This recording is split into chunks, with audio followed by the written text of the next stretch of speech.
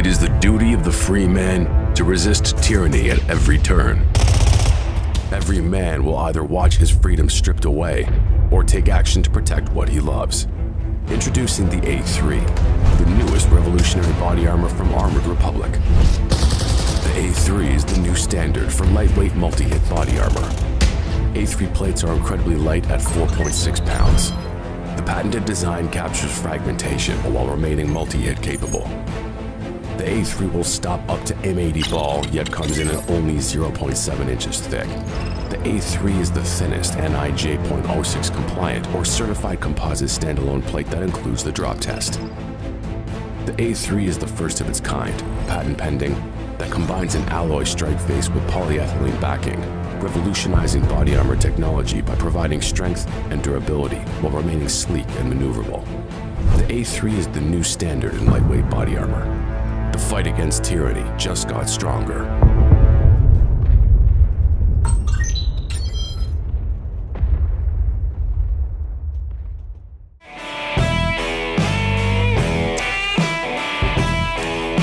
Good evening, y'all. Welcome to Cross Politic on the Fight Lab Feast Network. It's Monday with Pastor Toby Chuck Knox and I'm the Water Boy. It is great. I'm glad you're starting off your Monday with us. Hey, you know about the Fight Laugh Feast magazine? Our Fight Laugh Feast magazine. You have a copy around here somewhere? Yes, right there. Right there? Yeah. It packs a punch like a 21-year Balvenie, no ice. We don't water down our scotch. Okay. Why would we water down our theology? Facts. Order a yearly subscription and a couple yearly subscriptions to your friends who have been drinking lukewarm evangelical Kool-Aid. But haven't we all been? Yeah, to some extent. Mm-hmm. Every quarter, we promise quality food for the soul, wine for the heart, and some Red Bull for turning over tables. Our magazine will include cultural commentary, a psalm of the quarter, recipes for feasting, laughter sprinkled throughout the glossy pages, and more. Sign up today at flfnetwork.com. Go to the product shop page and click on the magazine. You know, the magazine's really... It's not like this is like a little book. It's a little booklet. It is. It's a mini and you booklet, get it, and it's yep. kind of, it's all shiny, and, Yeah. and you're like, oh, and you sit down. It's like Christmas. It's It delicious. is. Yeah, so you should definitely It's delicious. subscribe to the Fight Laugh Feast magazine. How do we think about the January 6th riots? Black Wait, lives. riots? Well, the terminology is being used right. Scuttle- Dust up. Can you bleep dust that up? out? Bleep that out. This I is get a family. a $100,000 fine if I call it a dust up. Yeah. According Not to here, you NFL. don't. No, according to Not the here. NFL. Well, this ain't the NFL. Don't lie on this show. You know, all the violence that happened under Black Lives Matter. Right. Estimates of about $2 billion of damage in the Black Lives riots campaigns.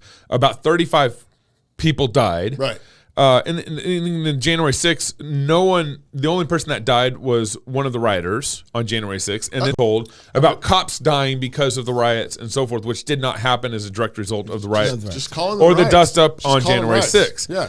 You know, I don't want to talk about violence as a political point, as like a way of scoring points. Okay. Which it seems like both sides try to do. Sure.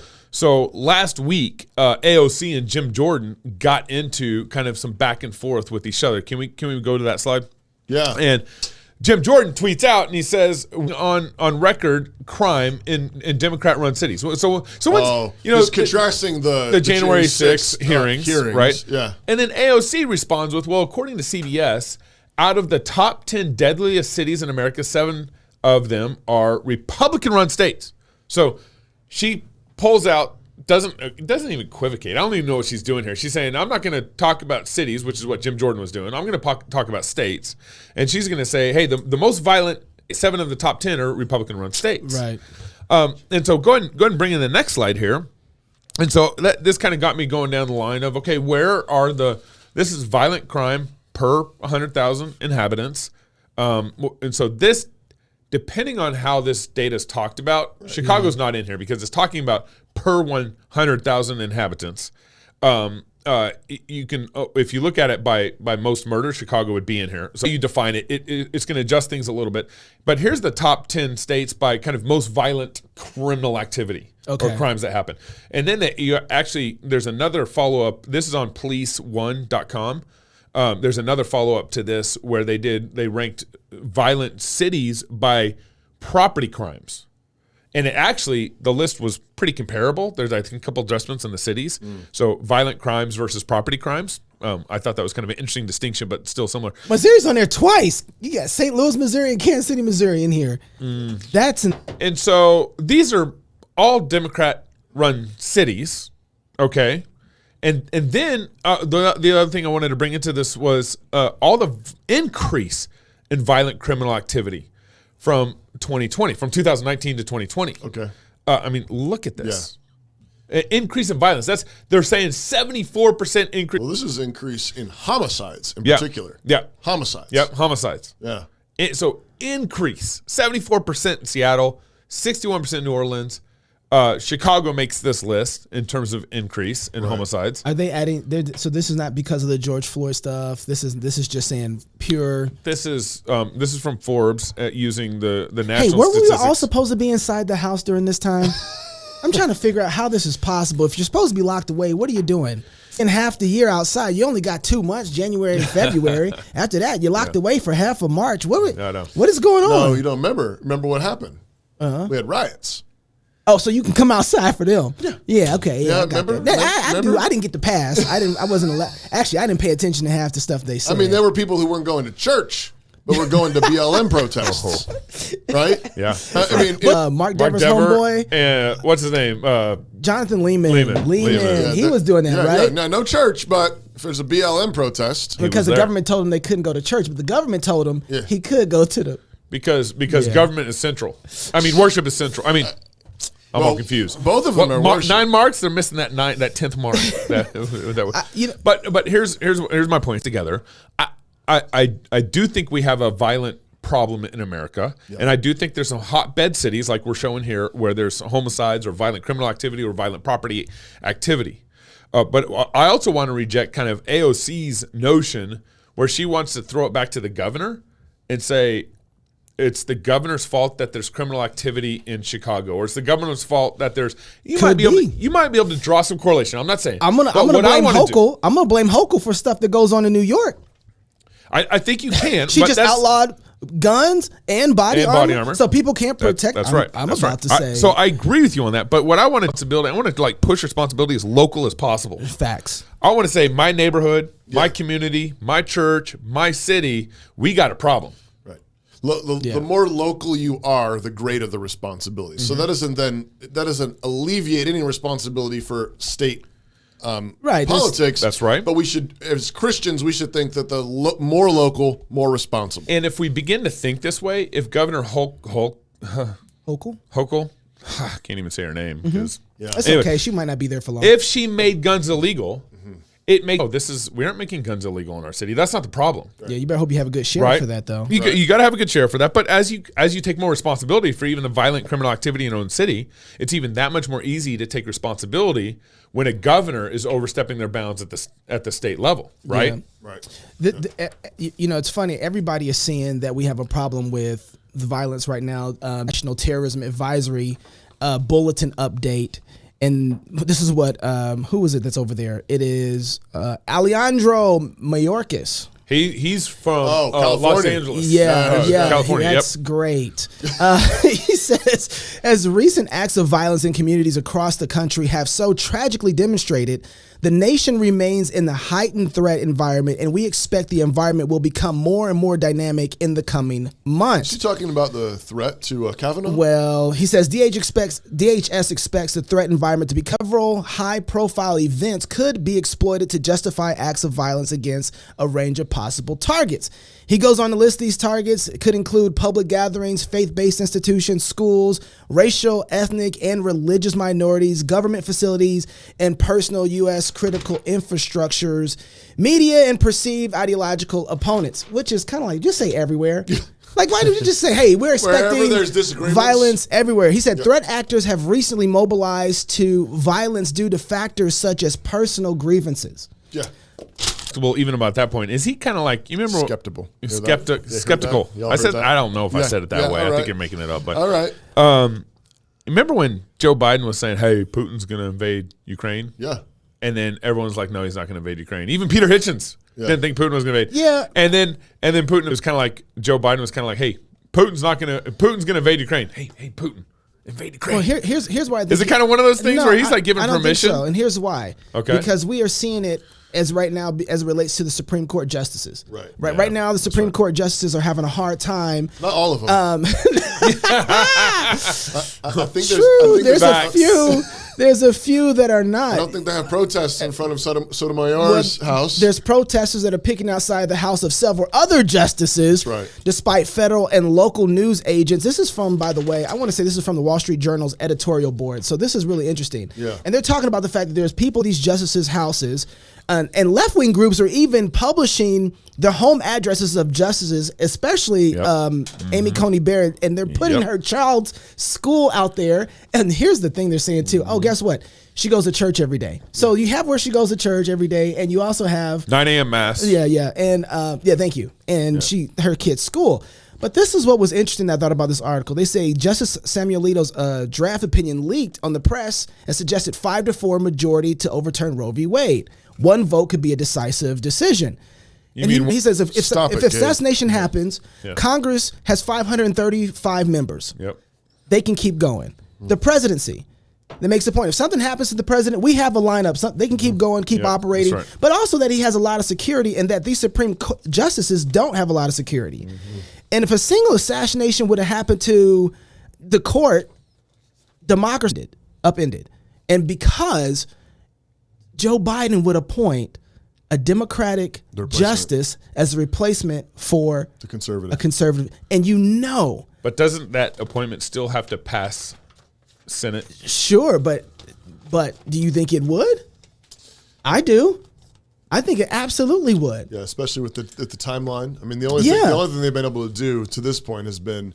I mean, I think they might have a rabid leftist appointee. Yeah, but we're so polarized right now. Yeah. That's right. That all you need to get is somebody who's just mildly, a liberal Republican for that matter at this point, and that conservative strength is thrown off and done though. But I think the point that they're making is done essentially through the assassination. Yeah, absolutely. Of a crazy person. And we're not getting the type of security that we need for our Supreme Court justice. And you're not even getting vocal support for them. No, actually he says that. He's like, in a normal situation, or should I say the board says that from the Wall Street Journal, said in a less polarized era, Biden would have called the leaders of both parties and the chambers in Congress to the White House for a joint appearance to denounce the attempted assassination of Justice Kavanaugh and any act of violence that's out there. Now, real quick, and maybe we'll talk about this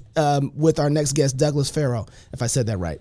Why are we having such an outrage of people acting this way? And I don't think that it's an accident. I think we were going this trajectory, but what we've done is created a pressure cooker of sin, and COVID added a whole bunch of ingredients with that pressure cooker. That's right. And one of those ingredients was pornography. Pornography went through the roof. Yeah.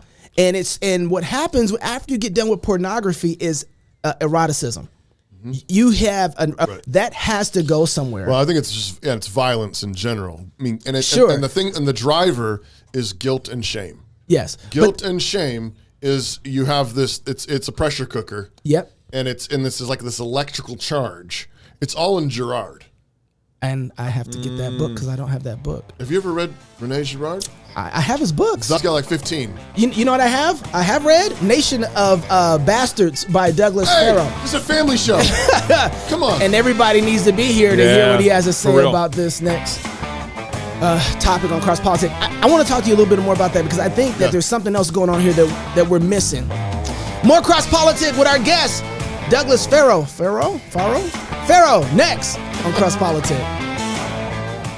The American church really is gay. Are you asking me out on a date? Effeminate. The Bible appears more to whisper when it comes to sexual sin. Shallow. I said, I want the African American 7. And full of cowardly leaders. Are we going to keep bickering over secondary issues? America desperately needs to return to the Father. Either we fall on the rock and are broken, or we fall on the ground and are crushed under that rock. To fall on top of the rock and be broken is exactly the condition in which God brings reformation and revival. So which way is it, prodigal America? Are you coming home to the Father? Join us this Reformation Day in Fort Worth, Texas, October 31st through November 2nd at Will Rogers Event Center, just days before our presidential election. And join with the thousands of us for the blessing of gathering together with God's people and celebrating God's goodness with beer and psalms. Hear from speakers such as Dr. James White, Pastor Toby Sumter, Pastor Doug Wilson, Dr. George Grant, Gabe and Knox, Steve Dace, and more. Don't forget our Business Makers Conference, Jumpy Castles for the kiddos, after parties, single events, the Pastors Luncheon, the Business Leaders Luncheon, and many more surprises coming.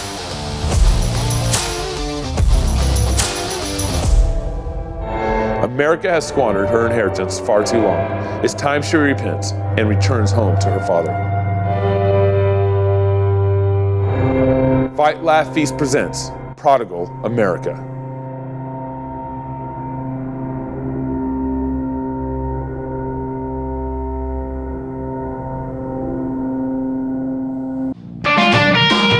I just drank the heart.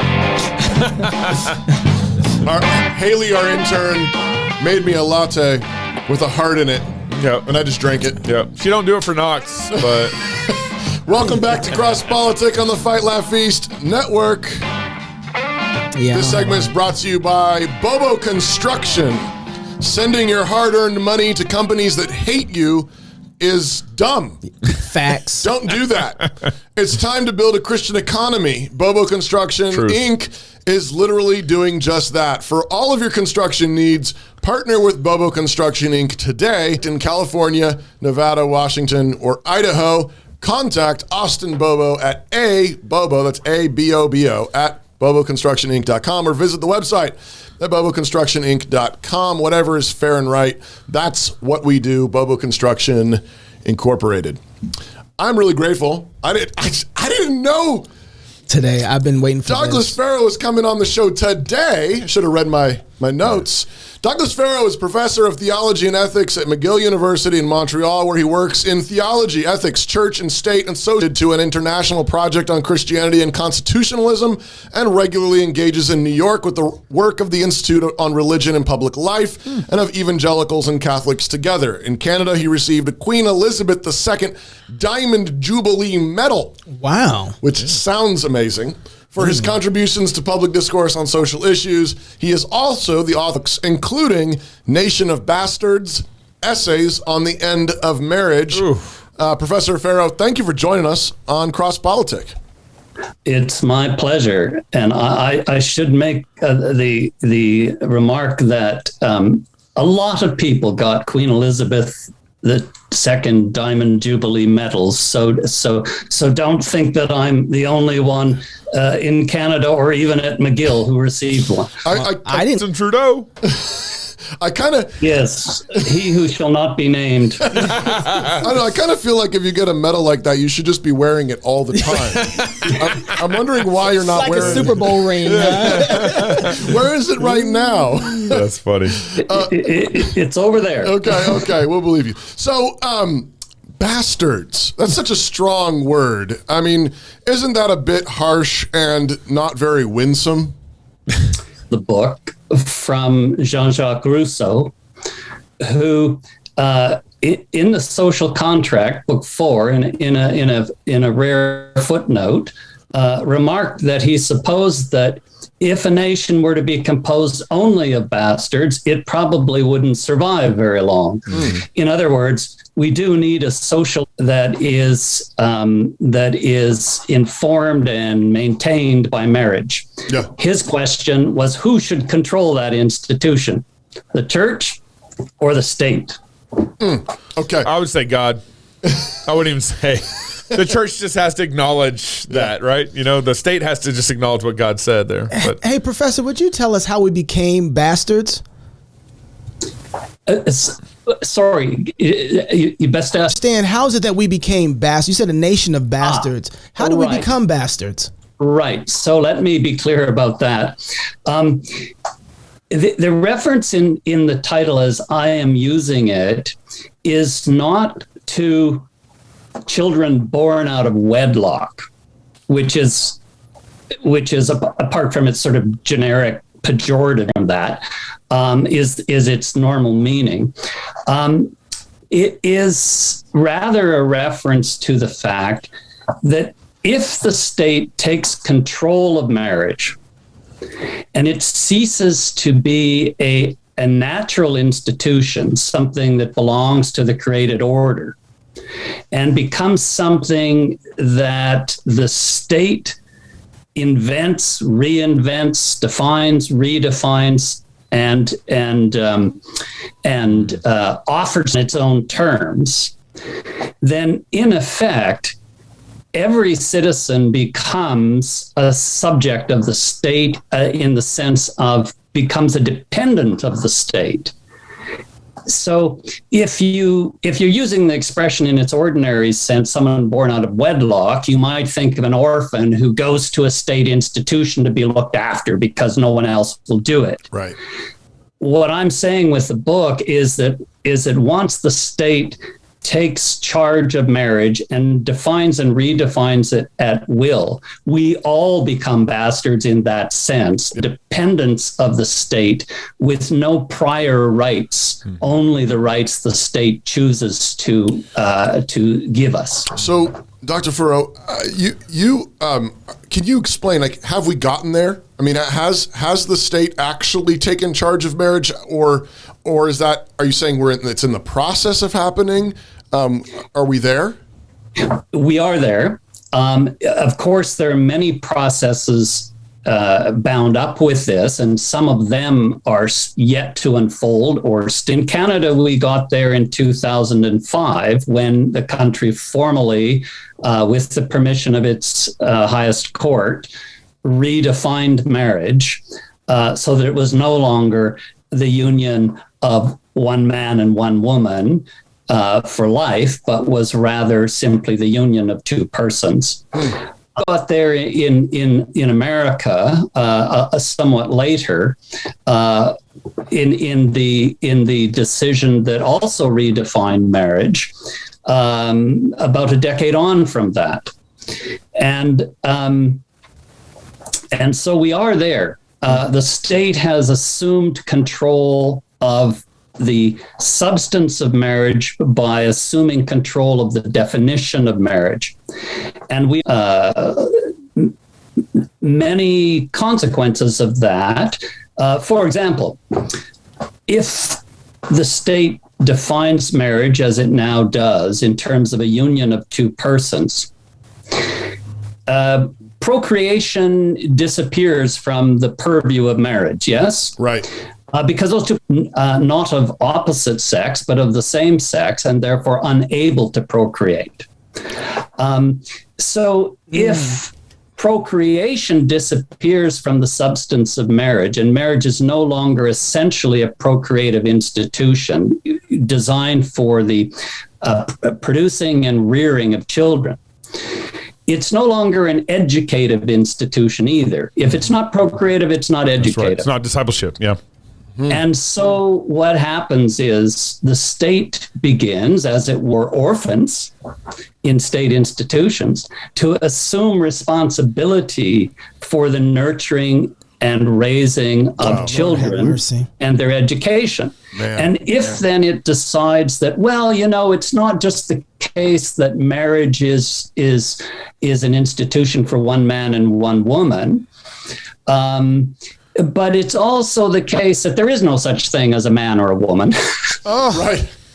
You see, then it can assume the power to educate all children, including yours and mine. Right. Along those lines. So we are unfold on a steady basis. I mean, it took about 10 years for America to follow Canada's example in changing the definition. But even within that period of time, and I wrote this book in 2007, just after we changed it up here, and well before it was changed there. But we've seen in this very short period of time quite significant cultural changes, so that, for example, your child is going to school and for some reason decides that the child decides to change its its gender identity.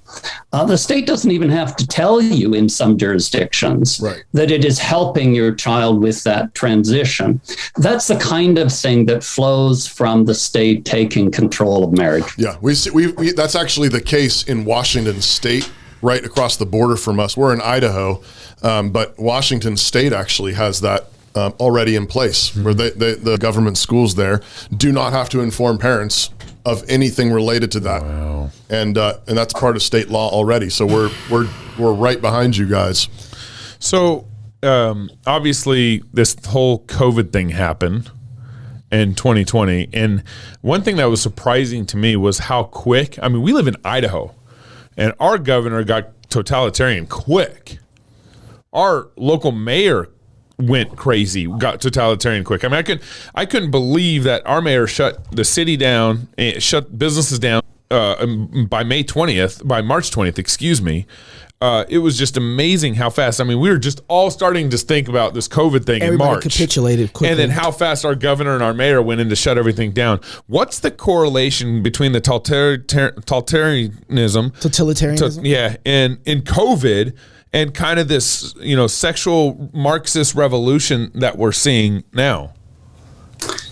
Well, that is a complex matter, and it's not easy to give a simple and certain account of it. But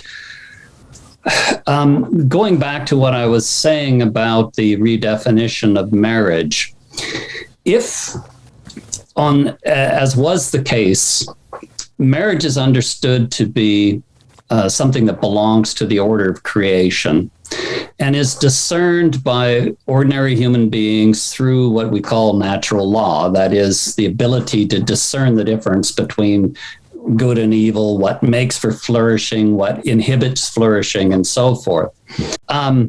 This all exists in such a way as to produce generations of children, extended families, and out of those families, societies, and out of societies, governance, state order. That's the linear logic there. Now it tends to happen very quickly, and we all recorded history knows it. I mean, it's not like you have one and then you have the other and then you have the third, but the order of priority is family, society, state. And the individual is not thought of merely as an individual over against the state, but rather as a member of a family, perhaps also of a tribe. Yep. And so decisions made about children or the health of children or about adults and the health of adults are taken in that sanctum of the family. And yes, they're of course influenced by the tribe and by the society at large, and the law as a teacher and the government has a role to play in this. But once the government says, no, this isn't a matter of nature in positive law. Wow. Then that sense of duties and responsibilities on the one hand, and pre-political natural rights on the other, that all begins to crumble and disappear. Okay, everything is political. Everything is political. Hold that right there. So even your health, and the political leaders appoint someone, a public health officer, to take them for you. Wow. That's the simple way to make the connection, I would say. We're going to talk about this a lot more, and if you're not a Fight Laugh Feast Club member, you're going to miss out. That was good. Yeah. Okay, don't forget where you were, Professor. We're going to go right into this. Become a Fight Laugh Feast Club member. Go to the backstage. That's where we're going to be at right now. If you're single, get married. If you have kids, go baptize them. Until tomorrow, love God with all your heart, soul, mind, and strength. Love your neighbor as yourself. Go fight, laugh, and feast. This is Cross Politic.